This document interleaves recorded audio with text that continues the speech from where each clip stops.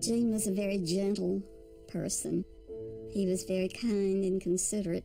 It just was his nature to be very charismatic and very outspoken. He was a wonderful father, extremely patient at times when I know it must have been trying. He was a straight shooter. If you asked Eugene a question, he'd give you a straight answer every time.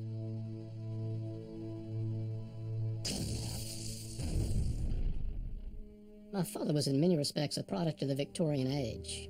He was born in the 1920s, but his father was very much a Victorian gentleman, and those values deeply suffused his being. If you remember the movie Gone with the Wind, there was the character in there named Ashley Wilkes that was played by Leslie Howard. Eugene was Ashley personified. Ashley endured the war. Eugene endured the war. Ashley didn't seem to be able to forget the war. Eugene did not seem to be able to forget the war. They were both gentlemen, always gentlemen. Gene had a very, very happy childhood in Mobile. He was so fortunate in that way. Although he had many childhood illnesses. My friend Eugene was highly intelligent. He was constantly interested in bird life, any kind of animal life, just an all-around naturalist. When high school came along, we were almost inseparable. We were both in the Murphy High School band. We both played the snare drum. They were both very interested in the Civil War. His grandfather had served in the Civil War. There were Civil War veterans in Mobile, Alabama, when he was growing up, that would tell their stories to young men like Sid Phillips and Eugene Sledge. Eugene's dad would let Eugene use the car, and they'd go outside of town to the abandoned Civil War forts. And a battle had been fought across Mobile Bay at Spanish Fort. And they would go over and dig up all sorts of relics. And then they would go to the local grocery store, and they would have an RC Cola and a moon pie. At the moment of Pearl Harbor, Eugene was still in high school. He had missed some schooling and had to finish, so I enlisted while Eugene remained at home. Sidney Phillips was leaving. That was partially why Gene was so anxious to go. Sid was at Guadalcanal and wrote letters home to Gene.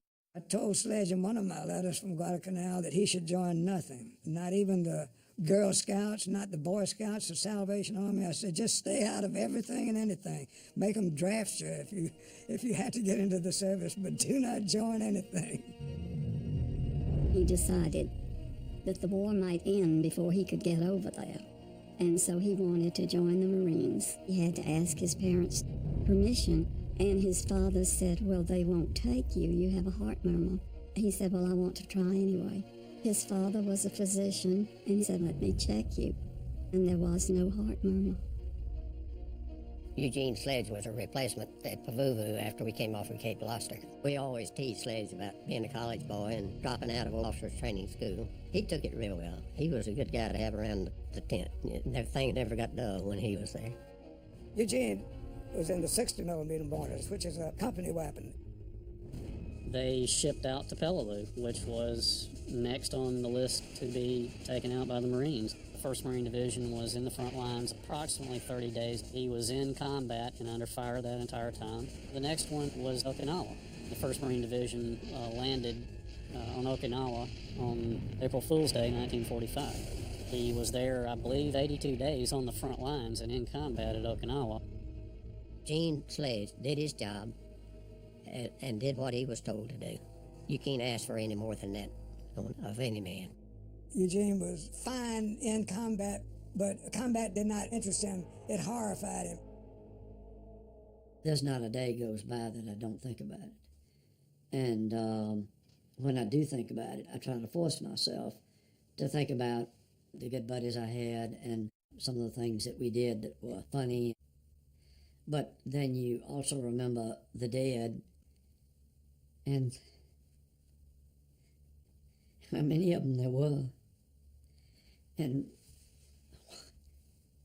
they were just snuffed out. And there's no way you can forget them. My buddy Eugene seemed to be haunted by the war. Gene had nightmares for many years after the war.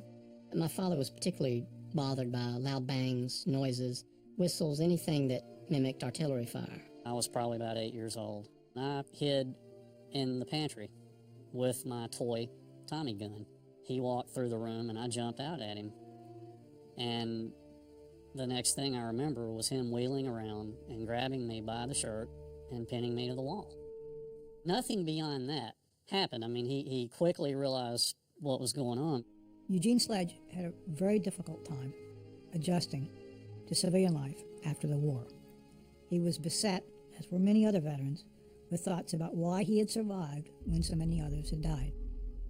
That's one of the cases of war that not only does a man fight in a war, and if he survives, he's got to live with it the rest of his life.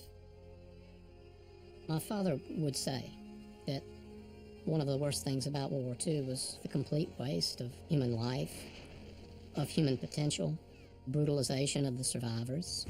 His father had treated combat wounded in World War I, and he was very aware of what the men would go through. He told Gene, never feel sorry for yourself. You're safe, you made it through, you're home, you have a life. What you have to do is to try to focus your mind on other things. The thing that helped him to conquer the nightmares and the terrible experiences that would flash back into his mind was to start thinking about something in biology. He had found his calling. Biology was his savior. Ornithology, the study of birds, was really his area of specialty. He also found that he enjoyed teaching. My father had a great passion for teaching and was a natural teacher. My father saw himself as a simple scientist with a love of the natural world who had endured something unspeakable and wanted to convey that to later times and other people. And the best way to do that would be through simply recording what he had observed. They were not allowed to keep diaries on the front lines, so he had a little New Testament, and he wrote on the pages of that. He would make little notes to help him remember what had happened at what particular point. And when he came home from the war, one of the first things he did was sit down and write out a complete outline of his experiences. It was much, much later, many years, before he went back to it and began filling that in. He wrote it for his family, for us to know what he had been through and to have some sense of his experience in World War II and something we could pass on to our children. This is Gene's study. He wrote his book with the old breed at this desk or sitting over in the easy chair. He closed the door and stayed in here for hours writing away. My first exposure with the old breed was when my mom was typing it.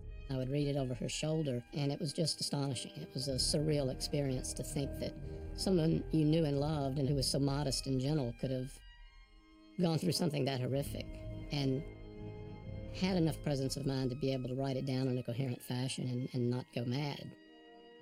Gene felt that writing the book would lay the war to rest for him. The experience was so incredibly intense that after it was all over with, life was never the same, because the sunrise is always more beautiful to me now than it ever was before I started in the Peleliu on that Amtrak. He had a great feeling of serenity. He had already been through the worst that life could throw at him, and he knew that he was able to stand up to it.